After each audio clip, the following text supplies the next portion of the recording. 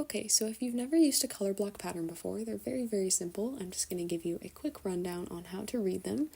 Essentially, this is a 20 by 20 grid that has some hearts on it.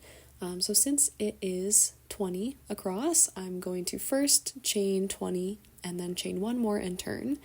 And then we can start reading row 1. So I really like this pattern here because you can see the direction you're going in via the arrow, and also you can see the RS, which stands for right side, or the WS, which stands for wrong side.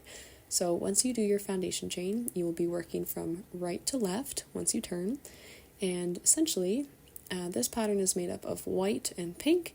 And so starting on our first stitch, we're going to single crochet 7 white, we're going to do a color change, do 1 pink stitch, color change again, and you're going to do 12 white stitches. At that point, I prefer not to chain when turning, so I'm just going to turn after finishing that last stitch, and then I move to row 2.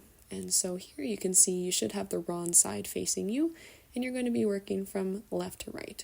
So now you're going to crochet, single crochet 11 white stitches, do your color change, crochet 3 pink ones, color change again, and then you're going to do 6 white. So it's very, very simple to read.